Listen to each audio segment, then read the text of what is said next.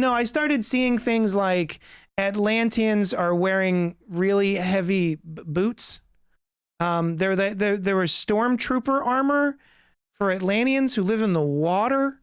And I was like, why do they have so much armor? They live in the water. None of that floats. What? That doesn't make any sense. That's very heavy armor. These fictional characters propel themselves through water by no means that are visible. And I thought the acting was bad. I thought that's true. They just skirt. They just skirt through the water. There's no fins. There's no. That's true. There's no like propulsion. It's just like, hey, by the way, I'm Atlantean. They're just going through the water. Young Junk! What's up to our sidekicks and henchfolk out there in the mother-loving geek nation? You're currently tuning into the Cult Pop New Year, New You podcast, episode 58, a show where we talk about movies, TV, comics, breaking news, seafaring superheroes, and all the other nerdy things. Other things that scratch your nerdy itch. Listen, I had dental work 2 hours ago. This whole side of me, I feel like Two-Face. This whole side is numb. So if I sound funny, just go with it. We're coming to you live from Yunk Junk HQ, a bomb-ass podcast production space in Manayunk, PA. I'm your holly stuffed host, Johnny Destructo of Johnny Destructo's Hero Complex, located at 4327 Main Street, Philadelphia, PA. It's a rad-ass comic shop that caters to rad-ass individuals like yourselves. So get your rad asses down here and buy my shit. Rad or rat? Not rat asses. Yeah, rat asses. Red asses. Red asses. Red asses. You're red asses. Rad asses. With me tonight to talk about stuff that we enjoy or did not enjoy is Noel. What makes you think we're only going to talk about things we don't enjoy? Wait. We enjoy or did not enjoy. I covered both. I should listen. Yeah. So when you wait, what was your name again? Oh, with me this week is Noel. Hey. Also in the booth is our trusty producer Dylan. Dylon. Ew. Everyone's got a dry cough. We're in the Pacific, like the tri-state area, the Northeast, and it's really dry. It's a little cold. Please feel free to comment, like, subscribe, hit the bell icon so you know when this nonsense takes place. Also, we love a little back and forth, a little in and out, if you will. So pipe up in the chat and or email us at cultpopgo@gmail.com. Robert Monroe Jr., our favorite listener, is he's a viewer as well, I guess. Favorite listening viewer. Yeah. What's up, Cult Popera? Cold Popera. The Cult Popera. Looking forward to your review of Aquaman 2. Spoiler alert, we're going to talk about Aquaman 2. I guess it's not a spoiler because it's literally on the... Yeah. It's in the thing. It's in the description. Aquaman and the Lost Kingdom. Yeah, because there were so many things, a lot of things happened over the holiday. There were so many things that we could have talked about. But we were like, Aquaman 2. That's the one. Because not enough people are really singing this movie's song. Yeah. Praises. It's a hymn. It's a hymn? Mm-hmm. A hymn. H-Y-M-N. Hymn. That was the introduction. Now we're going to do the part of the show that I like best called What You Been Up To This Week, Huh? This is your favorite part? No, really my favorite part is saying, hey, Noel, what you been up to this week? Huh? I just have like an emotional version. I saw that. I hate it so much. I gave you a chill. For like 6 years I've been doing this podcast with you. Douche and chill. Every time. It's just like, I want to talk about a show that's on Apple TV Plus. You have my permission. Watched it over the break. My wife randomly put it on and I did not care. I was like, okay, whatever. I'll read at the same time. Mm-hmm. Ended up being pulled into it and we watched the whole thing. It's called Lessons in Chemistry with Brie Larson. It is an 8 Enemy of all men everywhere, Brie Larson. Enemy of all men. She hates white dudes. Especially if you're a critic. Hates you. Yeah, just the worst. Yeah. That was a joke. I love Brie Larson. It is. It's based on a book, a fictional book, but it's an amalgam of like a bunch of real people in history that this writer, I forget the name of the writer, I'm sorry, puts all of them together into this fictional character. So like the 1960s, a female chemist who's not allowed to actually run her own lab, but she's smarter than everyone else and falls in love and blah, blah, blah. And starts it's just her kind of adventures over the course of about 10 years in the 1960s and all the crazy shit that happened in the 60s. Bonnie Garmus. Is that the name of the novelist? Thank you. Same name. It's still called Lessons in Chemistry. What Actually, made it's just a singular lesson. Lesson in Chemistry? Oh no, that's a lie. Lessons. No, it is lessons. It's multiple lessons. Google fucked me up. It's a one-off show. It's 8 hours. It's very breezy, or 8 episodes. It's very breezy. What made it special and more engaging for me is that is not a traditional or linear show. There is random episodes, like 2 episodes in, the third one randomly is from the perspective of the dog, and the dog is narrating. What? And then like 2 episodes later, it's 10 years forward, and you meet this little girl, and you find out it's her daughter, but maybe that, and then they go back into, like, it is a very non-linear structure, which keeps this, what could have been a very simple story, or kind of just, I don't want to say boring, but seen it kind of story, and they kind of make it a lot more engaging and a lot cooler and a lot like more fun. Yeah, that's awesome. Terrible stuff happens, joyful stuff happens. She's a very, very interesting character who I would not be surprised may be on the spectrum, because she is very direct and unemotional externally, and like so it was a really good show. Like, it was a really, really interesting, worth it show that no one is talking about. Apple Plus seems to have a plethora of shows that nobody is talking about, but all are awesome. I was talking about with hello, Eddie Madison. I was talking with somebody online. I was arguing with somebody on Twitter. Yeah. All right, motherfucker. No, it actually wasn't that contentious, but the idea that, like, somebody had mentioned that Amazon and Apple are just banging out good stuff. Yeah. And I kind of threw out there, I was like, well, the reason why that's possible is because they don't need to make money. Their leverage or their return of investment is you're in our ecosystem and prestige.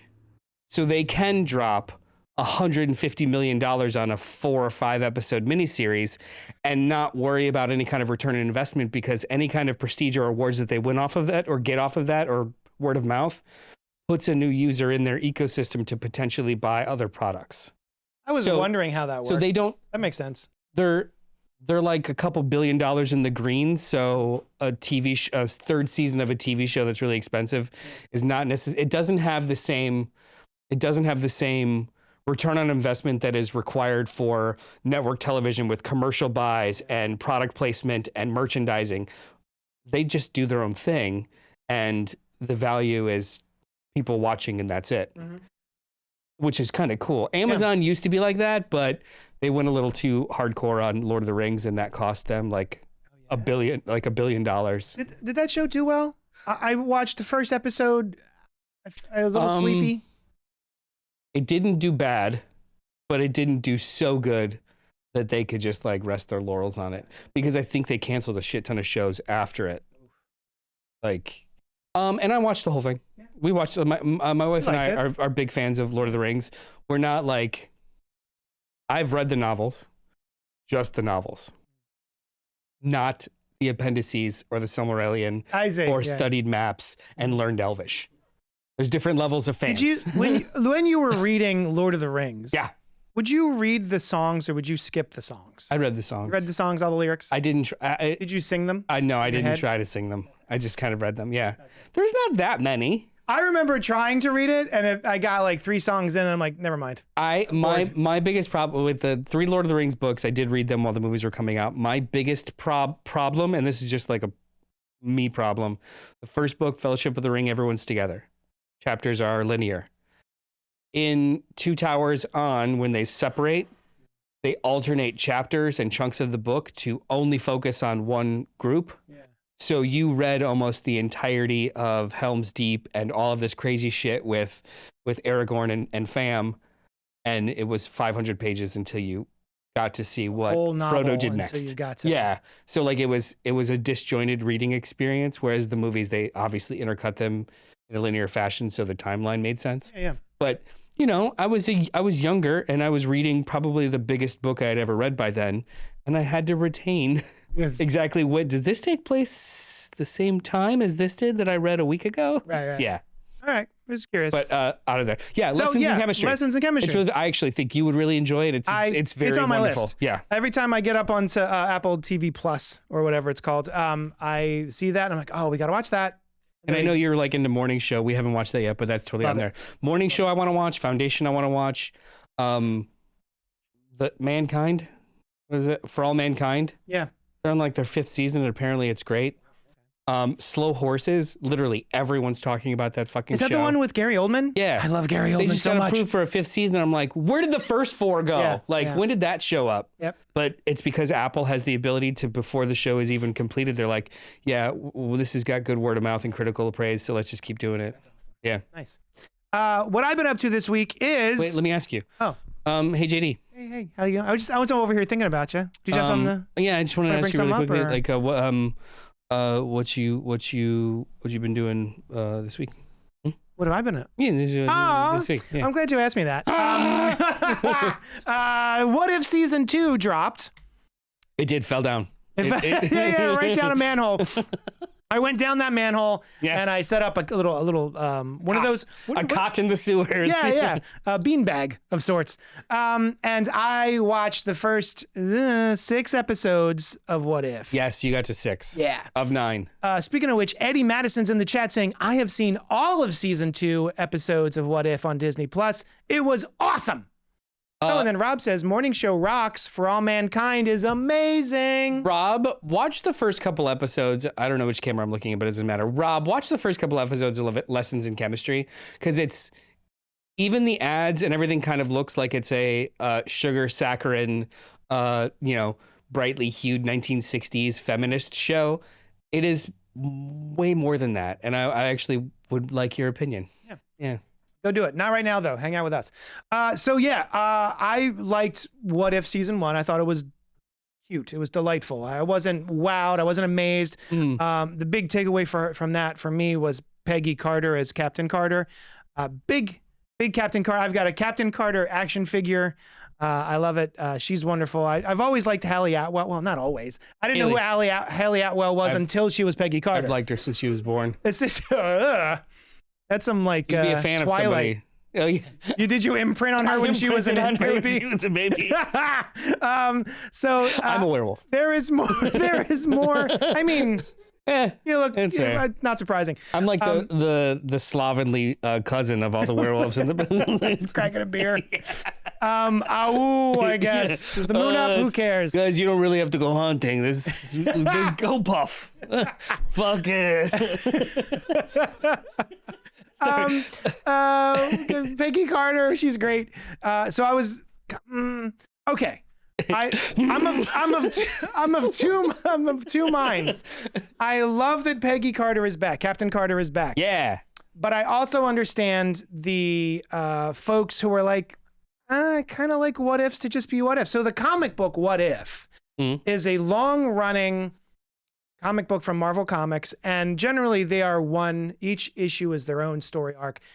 Not in season 1, all of the different What If characters come together for the finale. That's not a thing that usually happens in the comic book.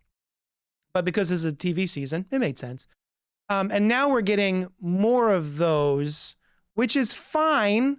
But I was also a little bit like, there's so many characters and there's so many What If stories you could be doing. Yes. And you're revisiting season 1. There have been some What If miniseries, to be fair. But that's a good point. Yeah, I hear what you're saying, but I don't have a problem with it, and I'll tell you why. This season was fucking awesome. Oh, okay. And the best parts of it were when Peggy showed up. If they were subpar episodes, episode 5, Black Widow. Episode 5, which is basically, Peggy's version of Winter Soldier, and instead of Sam and Cap, it's Peggy and Black Widow. Yeah, it's the Black Widow movie meets her as the Winter Soldier. It's like a fake sequel to both of their movies, and it was awesome. It is 30 minutes of almost perfect. It was my favorite episode. It's my favorite episode of both seasons. Like, it was so good, and then it ends on a little bit of a cliffhanger. I'm like, I can't wait till Peggy shows back up. 3 episodes later, she shows back up. I'm okay with this right now. Mm-hmm. After this season, I think I tweeted, I'm like, I am so okay with let's just do a Peggy Carter show. Or can we just have like a Peggy Carter special? Mm-hmm. That's it. Just give me more of her outside of the framing of What If. But if this is the only way I get her, sucks for you. Doesn't suck for me. I am all about. I love her Peggy. too. Let's sprinkle her everywhere. Yeah. I do enjoy her. And I just before coming to do this show, I watched episode 6, I think, which was basically like Prey. The movie Prey that came out last year was a Predator movie, and it was all in Native American language, which forgive me, I don't remember the name of. I'm not exactly sure. But it was all subtitles, and it was gnarly. I loved it. Everyone that bitches about Marvel not creating new characters, they literally created a new character named Chloe, and she's awesome. Yeah, she was fun. Yeah. This is great. I love this season. I was a little lukewarm on season 1, as in I liked like 3 of the 9 episodes. The rest were just fine. Yeah. This whole season, save for 1 episode, I enjoyed thoroughly. Was the 1 episode the Christmas special? It was stupid. I had fun with it, but it was. I mean, Justin Hammer. He could be in everything. That's Justin great. Hammer all day, bro. Yeah. I love Justin Hammer. Justin Hammer. It's good seeing him, but that was the 1 episode that I just started looking at my phone. I kind of checked out. I was just like, yeah. Oh yeah, okay, cool, yeah. Oh, look at that confusion. Like it was the most predictable and by the numbers of all of them, and I was just kind of bored. Yeah, I can feel that. Yeah. So I'm excited to finish season 2, but I'm seeing a lot of stuff on Twitter of like people either love the finale or they hate it, which is not uncommon. It's pretty bonkers. It's to your point about like sequels or whatever. Especially What If is not supposed to have sequels, but it kind of does. It's a throwback to last season. Okay. So like it's a little bit more multiversal, crazy, weird shit. And they just one up themselves. I think some people were complaining about some character choices, to which I had no issues with at all because I read comics. All right. Right on. Hey, Dylan. What up? What have you been up to this week, huh? I've been up to a lot, actually. Yesterday, I got the chance to watch a couple of really good movies. Ooh. Spill. Theater Camp was the one. Oh, nice. It stars Ben I Platt? don't think I know any of the actors' names. It's like Ben Platt, Ayo Edebiri. Yes. And her it's on normal Hulu. like writing and comedy partner. I don't know. I've seen Theater the trailers Camp, for I've never heard of it. Yeah, it's a comedy musical. It's an hour and 33 minutes. It's Look at that. That's everything pretty you need to know. entertaining, very funny. Never heard of it. However, I have my computer here. And then the other thing I watched last night was Saltburn. Oh, I keep hearing that word. I really want to watch it. We watched the trailer the other. I see the memes. Yeah. And there is literally like an internet culture about this movie now. Yeah. Like, well, is it a comedy? Is it a drama? What is it? It's a decadent thriller. I like that. I've never heard that before, but I like that. Thriller. Yeah, I'd say it's like sort of satire too. Thriller. Lots of sex. Oh, nice. Yeah, there's a lot of. That's all you had to say. Lots of fluids. Lots of fluids. Yeah, lots. Oh, big on fluids. Yeah. Viscous.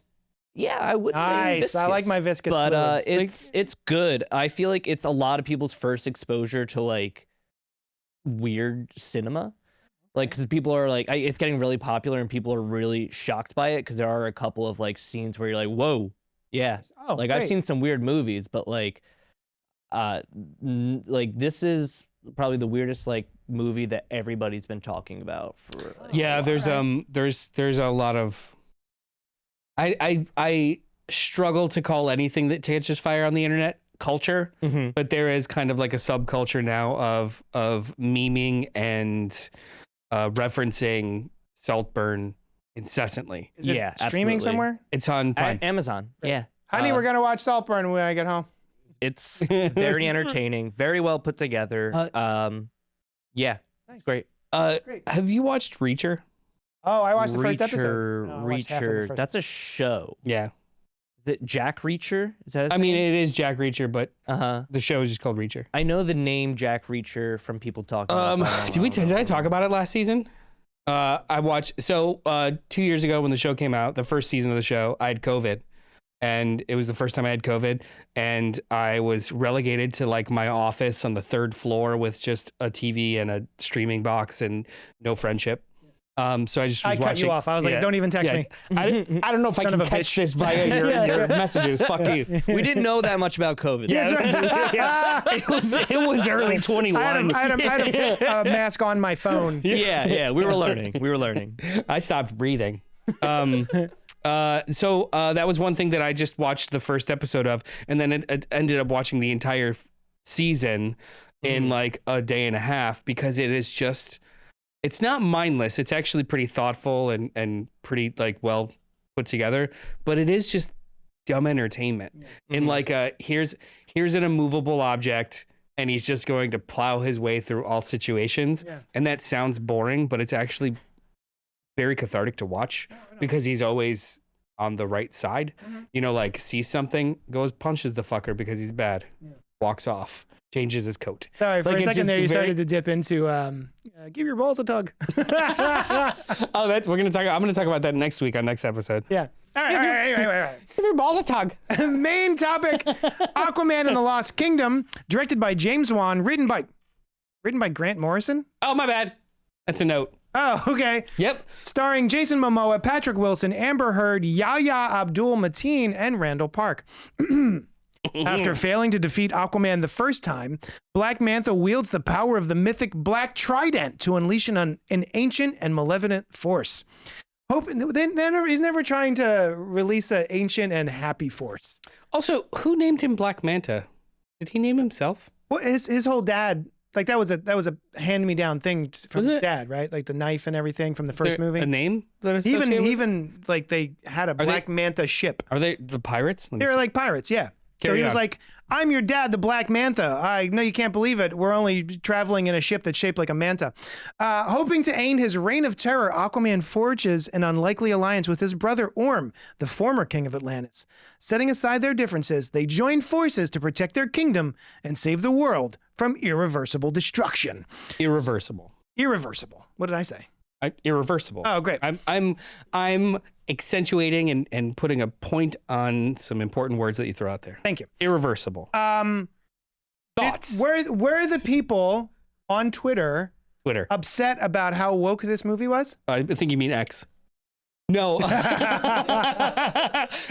No, they weren't upset about how woke this was. Because this movie- Yeah, I dead name Oh, Twitter. fuck. Dead name Egg. Oh. I just did it again. Oh, damn. X. Sorry. Yeah, you know what? There's no respect. Twitter. It's Twitter forever.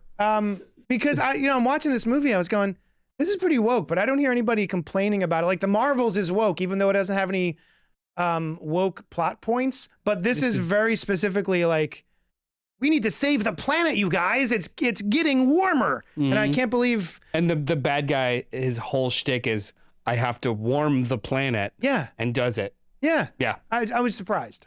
It, no. Because the hive mind on X. Yeah. The internet. Can't keep more than one thought in their head at the same time. So this was more, the conversation about this movie was more about how it's either yay, the Snyderverse is over with a whimper, or see how shitty Gunn is because Even it though he didn't had make a lot of nothing to money, do even though it had with nothing to do with it. So it was one of those, and they didn't actually approach the movie whatsoever on any kind of like, Yeah, it was good just faith. Snyder cult It's just versus Gunn gold cult. versus like, and at best people were indifferent because like, oh, that movie that came out 4 years ago, okay, yeah, they just didn't care. Okay, cool. So anyway, our thoughts on Aquaman. We're going to give you our main thoughts, and then we're going to tell you a spoiler alert, and then we're going to spoil the shit out of this movie. So, Noel, why don't you start us off with your thoughts? Okay. No, I'm going to talk about the first one first. That's what I was about to ask you. Aquaman 1. Well, yeah, what were your thoughts on Aquaman 1, JD? I hated it. Yeah. Hated it. I remember, did me, you, was it Len, I think was there with, maybe it was just me and Len and maybe some of his friends, but I remember sitting in the theater, IMAX. Oh yeah, it wasn't me. I was excited I was like, this looks dumb as hell. I can't wait. And I sat down and I watched it with Len, the Bat Tribble, and I wanted to leave. And I was like, but... At what point? 20 minutes? Oh, there wasn't like a part of the movie where you're like, I'm done. Like when I started seeing things like Atlanteans are wearing really heavy boots. There was stormtrooper armor for Atlanteans who live in the water. And I was like, why do they have so much armor? They live in the water. None of that floats. What? That doesn't make any sense. That's very heavy armor. These fictional characters propel themselves through water by no means that are visible. And I thought the acting was bad. I thought that's true. They just skirt. They just scoot through the water. There's no fins. There's no. That's true. There's no like propulsion. It's just like, hey, by the way, I'm Atlantean. Just gone through the water. I think part of my issue with Aquaman 1 was that when everything is at 11, it's just noise. And it just felt like there was, we like to say there's 10 pounds of movie crap shoved in a 5-pound bag. That was my problem with the movie. And it felt like it was all over the place. It was very disjointed. Mm-hmm. Even the soundtrack didn't know what it was doing. No. There were times I laughed out loud, and the theater laughed out loud at the musical choices. So it just overall was... a Pitbull song? I don't know who that is, but sure. You don't know Mr. Worldwide? I'm sorry, Dylan. Sit down. Sit down. Put that down. Even if you're not a fan, you know who the fuck Pitbull is. I mean, I've heard the name, but I couldn't tell you what he looks like. I couldn't tell you his song. I didn't ask you for his social security number. Anywho, I know that he is a person who exists in the music industry. He's Mr. Worldwide. I don't know what that means. It's Pitbull. So that was my take on Aquaman 1. I mostly agree with you. I love... There was an octopus playing drums underwater. That I'm okay with. I love the trailer for this movie. For Aquaman 1, the trailer was just epic and fun. And I was like, oh my God, if they're going to deliver that, then I actually think I might enjoy this. And they didn't. There were pieces, there were sequences that I loved in the first Aquaman movie. Okay. There was, I actually really kind of like a bunch of the Trident fights. James Wan knows how to stage action and not make it a disjointed, weird, edited piece of shit, or overly ramp out the slow motion to the point where there's no actual stakes or weight. Yeah. So there was a couple of action sequences I really liked. The Italy action sequence where they're jumping through the buildings and on top of them and scaling, and you go in and out from the two different fights that are happening. That was inventive. That was fun. It was well placed. It was choreographed well. As in, like, as the viewer, you are familiar with the setting because they set it up, and then you're familiar with what's happening here and what's happening here, and then they go back and forth. It's James Wan knows how to set up a movie. Yeah. Before I forget, can I just I just reminded me, you telling me about them on the rooftops reminded me of the fact that I sat there going, we just watched Mira and Arthur jump out of a plane that was flying. It wasn't on the ground, then they jumped out. It was flying. They jumped out of a moving plane and landed. And then less than 10 minutes later, they're running across rooftops and, oh no, I almost fell off this roof because I'm being shot at. Like, well, when was the last time you saw it?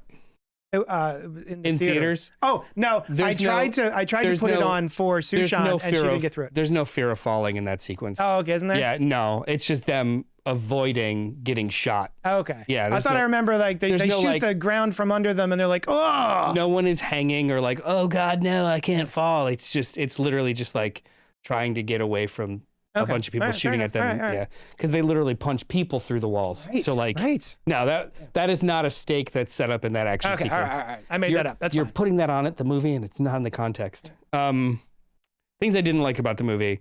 I think it was a trilogy of movies worth of plot in a 2-hour movie, to the point where you didn't have time to sit with literally any of the plot points. It was a little too fast. It also tonally was all over the fucking place. So the beginning of the movie is him fighting pirates. Cool. That's kind of nifty.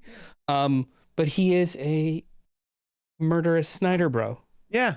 Yeah. Oh. The whole thing with Black Manta is set up because he just lets his dad die. Aquaman lets his father die. Which, if that is a part of his journey to kind of become a better version of that, great. it's in the opening sequence, and then he's immediately joking, and it's never addressed for the rest of the fucking movie. And then there was a bunch of like really terrible music choices. Like the Pitbull one is. Oh, Pitbull! I hate that guy. Mr. Worldwide. Mr. Worldwide. Oh, what a douche. The Pitbull, like that's a funny music sting, but I'm talking about like every time that like Jason Momoa whips his hair, there's a guitar sting. Yeah. And I'm like, you're joking, right? Like one says a joke is funny, but like we're talking like wet hair. Like stop it. It started to get that way with Wonder Woman. Just fucking stop it. Yeah, the second Wonder Woman where it was just like, it was only the music cue. There was just, the movie was all over the place, and every time that I kind of settled into it and had a little fun with just what's in front of me, it would jerk you back out with like another weird tonal choice or 10 more movies. Like, yeah. The movie ended with Julie Andrews as Kraken fighting 6 other armies, and you're like, how did we get here? Mm-hmm. Like, it was just so much movie, and I didn't. It was so much going on that I got bored. Basically, again, if the volume's always at 11, it's just noise. Yep. Yeah. So that was Aquaman 1. Yeah. And then I saw Aquaman 2 was coming out, and I wasn't going to see it. I wasn't going to bother. But then podcast, I guess I have to subject myself to this. Content, baby. And then Noel went to go see it ahead of me. Yeah. And kind of prepared me a little bit of like, go ahead. What did you think of Aquaman 1? Main thoughts, initial thoughts. I liked it. I had a really good time watching this movie. Mm-hmm. Everything that I had a problem with in the first one was not there. Can you tell me when in this movie, I don't know if it's a spoiler or whatever, like when you went, great movie. You've got me, you're pulling me back in. It had the same kind of weird pacing problems of the first movie, but it wasn't like tonal shifts that made it jarring. It was just like the movie's going really fast. So it starts with a montage of the last 4 years of him like telling his infant son about some of his adventures, and you're like, that's cool. And then it immediately goes into another like montage of what Black Manta's been up to the past like 80 years. I don't even know. Yeah. Time is a flat circle in this movie. Like it could, the course of this movie could be. It's true. 48 hours. Yeah. Or 30 7 months. Yeah. Don't know. Yeah. But yeah, like so like those montages is basically the first 15 minutes of the movie, and I was okay with it, and I was like, okay, this is fine. And then the next scene after he has a heart-to-heart talk with his dad or something, which was very charming. Yeah. The very next scene is all the bad guys on this enormous set. And I'm not talking about like a digital set or in the volume. It was a huge 50-foot long bridge set in a submersible that looks like a hammerhead, and everyone has matching leather outfits, like bad guy outfits. Yeah. And huge levers and stuff, and like a big and I immediately in my head it clicked. I'm like, oh fuck, this is Flash Gordon.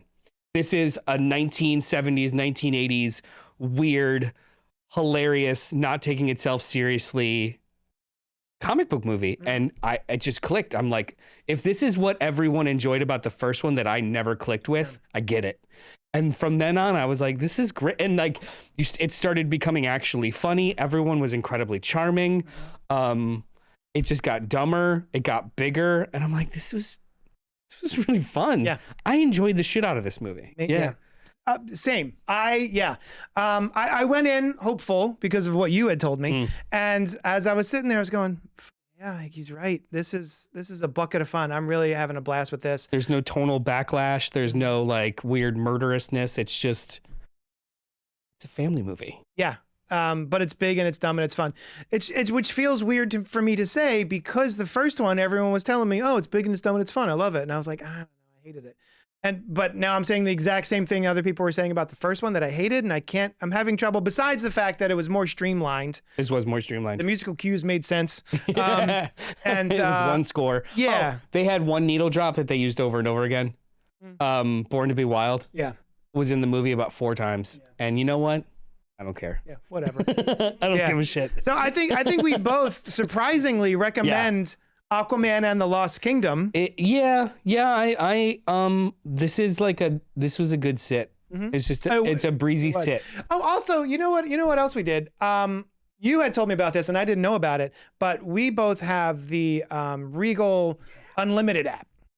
And on top of that, they now have these reusable popcorn buckets and I guess medium soft drink. It's like a large popcorn and a medium soft drink for the year of 2024. It's like cheap refills if you just keep bringing it back. Yeah, you buy it. It's like $30 to buy both of them. And then every time you take them back to the theater, it's $10 to fill both of them. And you get a free refill. Oh, even better. Yeah, baby. So yeah, that made it kind of fun. I ate the shit out of my popcorn enjoying this movie. Yep. And yeah, I didn't understand. Again, the internet can't hold two thoughts in its head at the same time. So I get why people just immediately wanted to shit on this, but it wasn't warranted just as much as it wasn't warranted with the Marvels. I don't know why people. Sometimes fun is the goal. Yeah. Right. And that's okay. It doesn't have to be a masterpiece. It doesn't have to be Endgame. It doesn't have to be Zack Snyder's Justice League. Justice is gray and you cry at the end. Like, it could just be fun. Mm-hmm. And these two movies, comparatively, Marvels and Aquaman, are just really fun. And I just get really sad about people not being able to just let go. Yeah. Like my content does not have to teach me a lesson. Sometimes it's just a good time. Although this movie was trying to teach us a lesson. It was trying to teach kids a lesson. Yeah, sure. So spoiler alert, we're going to get into the spoils real quick before we wrap it up. I have a couple of things in order to make my thoughts usable, I made them 3 things I like, 3 things I didn't like about this movie. So we're going to go real quick. Noel, 3 things I liked about this. I'm going to go didn't like. 3 things I didn't like about this movie. Still too long. How long was it? It was 2 hours and change. Like maybe a nickel. It was like 2 and a nickel. Actually 2 hours and 4 minutes. Nice. It was almost a nickel. Yeah. Yeah. So, but still, I feel like we could have trimmed maybe 15, 20 minutes out of it. But that wasn't too bad. It wasn't like Aquaman 1 where I was literally like, can I just go? Can I just please, can I just get up and leave?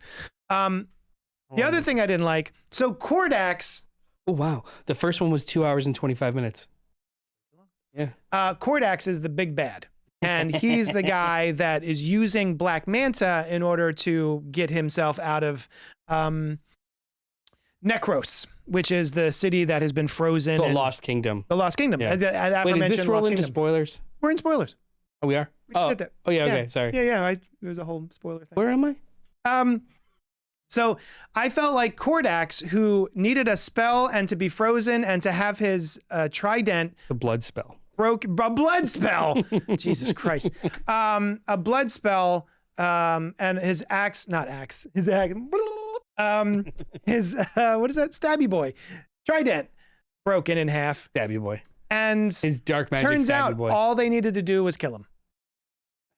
And that was I was like, why didn't they just kill him a millennia ago? When I feel like you're being incredibly reductive about the plot. Aquaman You're being very reductive about that entire sequence of events. I'm reducing it like I'm cooking. Go on. What's your third thing? Oh, my third thing was the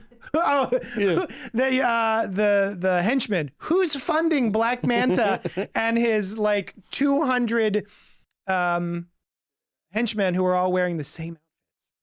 Sleek. They're very sleek. Bespoke outfits because they fit everyone perfectly. They look real nice. Yeah. I kind of wanted one.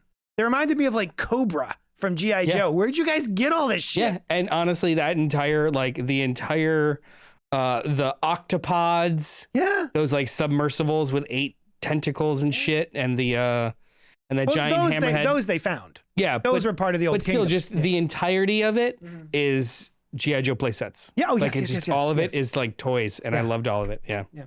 So those are my 3 things I didn't like. Lengthy? Bit lengthy. I don't disagree. I'm just happy when a movie is 2 hours these days, because every movie is too long. Only 2 hours. Yeah. Oh, I mean the 4 minutes of No. I'm saying you're happy when a movie is only for 2 hours. Like 2 or less, I'm good. Yes. But like 2 hours and 4 minutes, that's the credits. No. So like the length itself in this movie didn't bother me, especially because I honestly don't think there was many slow parts in this adventure. Kordax killed too easy. I think that's bullshit. It was very difficult to. Also, too, narratively speaking, the actual events that led to him being awoken, that was the actual climax, not Kordax. He had absolutely nothing to do with the climax. It was the fight with this black trident that they find. Everyone that touches it becomes possessed by Kordax, this bad guy. So this whole time, Black Manta possessed, talking to himself, seeing goblins. Excellent design, like super cool, creepy monster design. And he's super strong. And throughout the course of the movie, you've got the buddy up, the Teemo enemies, brothers thing. Brenemies. The Brenemies. Bronemies. That are like becoming trusting of each other, but then they keep like, what's his name? Ocean Master, Orm. Orm gets mildly possessed by this thing and wants to kill his brother. That is the climax. Yeah. All of the stuff with bad guy waking up and blood being spilled and throwing the trident, that was just like a cherry. To me, the actual climax was Black Manta, Aquaman, and Orm. I understand. For the way we're watching it, yes, emotionally, that is the climax. Yeah. But for the characters in the film trying to defeat this evil that has been dormant, and oh my God, what if it gets free? Oh, we just kill it. They didn't know that, though. I'm telling you, the context in the movie is everything about the Lost Kingdom was completely expunged and hidden from all records. I wonder if he did it because it's his brother. What? Right? So, Kordax, the bad guy, was the brother of Big Daddy Aquaman from the millennia ago. Yeah. So maybe that's why he did it. It's like, oh, I don't want to kill him, but I'll seal up him and his monster kingdom. Who's he? The Big Daddy Aquaman, whose name I forget. The one who had the big, the leadership trident. Who didn't he want to kill? Kordax was his brother. I understand. The big bad guy. Oh, you're saying that good guy didn't want to kill bad guy. So that's why he froze him. But he maybe didn't know that killing him would just, if he just completely destroyed the trident. First thing you do. Oh, and they cut it in half and then he lost all his power. So then they froze and hid all remnants, right? Sure. And the way that it's killed is one magic trident completely destroys, not just cuts in half. So maybe that's it. Maybe it's completely destroying. I don't know. It's kind of, it's understandably a nitpick, but one that didn't bother me. Yeah. Okay. Oh, and then so the three things I liked: enemies teaming up. When you just talk about the Bronemies, that was the most charming part of the movie for me. Is watching Orm and Arthur. My favorite interaction is they're going through the jungle, about to, I guess they're fleeing giant mutated things because of Orichalcum. Orichalcum, Jesus, Unobtainium, Batmanium. Actually, I think I read or heard that Orichalcum is a real thing in Atlantis texts. Oh, shit. Yeah. Oh, that's it's cool. a fake thing, but it's a real fake thing. It's a real fake thing. Yeah. Previously not made. Unobtainium. So yeah, watching them team up, and I'm always a sucker for that plot point in a movie where like, all right, they were the bad guy in the last movie, but now we need to free him and fight the bigger bad guy. Yeah. And the conversation that they're having about cheeseburgers. Yeah. And Aquaman says to Orm, "Have you never went up and got a cheeseburger?" And he's like, "No, you're just saying words. I don't know what any of this means."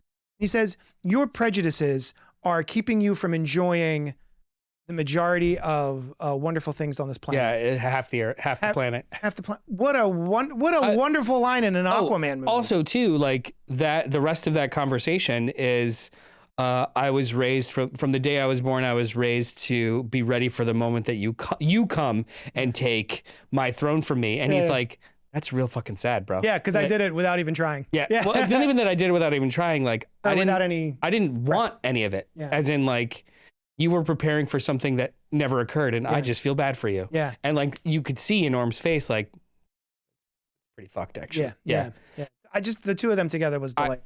I don't know or care why Amber Heard's role was a little bit more sidelined in this movie. But you don't need a love interest because the foil relationship was the two brothers, not unlike the 5th season of Angel. Oh. Yeah, like there's with Spike. Oh, yes. Yeah, the 5th season of Angel, anybody that's not watched all of Angel or Buffy, the 5th season, they started the 5th season with him having a love interest, which was that werewolf lady. You don't remember this? I know it's long. Because honestly, all the writers were just like, there's a comedic foil right here, and the love interest actually is a brotherly one, and that's what we're gonna do for the rest of the season. That's and they cool. were so like that. This absolutely felt like that. If they had tacked on too many things, it's like it may have been the problem of the first movie again. Maybe. They tried to cram all that in. Yeah. Cram all that Graham. The second one I liked the fact that he's a daddy. Now that I'm a daddy, him doing all the daddy stuff, I was like, I get it. I love this. Oh, you know what? got pee in his mouth. The pee in his mouth, and then he ducks. And then Mira is in the room, so she uses her powers to make the kid's pee go into his mouth. Awesome bit. And then the other one was Topo. Yeah, Topo. but you were bitching about his drumming. I was bitching about him drumming, and now I love him. I've come around on Topo. The fact when he shows up, and it's what is he called? He is a cephalopod riding a neon seahorse to as the cavalry. I was like, "Fuck you, Topo. I love you." Yeah. How does he survive? You know what? Topo is he's like sleeper. A spy master. Yeah, he's awesome. Fucking love that dude. Nicole Kidman's in this movie. Oh yeah, she showed up. Yeah, that's fine. Fucking the stuff that they had Nicole and Dolph Lundgren too. Yeah. The stuff like I know Star Wars actors have talked about it forever. Like they'll read a script and be like, I don't know what the fuck's happening right now. Yeah. But I feel like it's doubly worse for some of the lines that they had, like Nicole Kidman, like really give with conviction about orichalcum. Yeah. I was thinking about that too. I'm like, I was imagining her memorizing these lines. I mean, like, what the fuck? Talk me into this. It's a stupid movie. But I enjoyed watching it so much. As hell. I enjoyed watching it so much. Yeah, me too. So fun. What did you guys think? Yeah.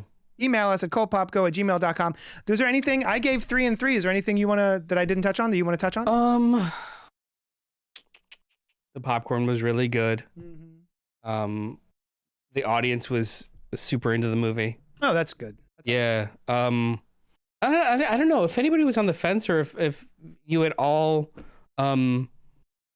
respect is a strong word. Yeah. But if you at all respect our opinions about dumb shit, don't necessarily sit on this. Take it from me, the person who absolutely did not want to sit through Aquaman 1. If you felt the same way, this was a lot better. It's a different movie. It's pretty fun. I surprised myself. I was surprised. Yeah. Also, I'll watch Jason Momoa in anything now. Like he's so fucking charming. Yeah.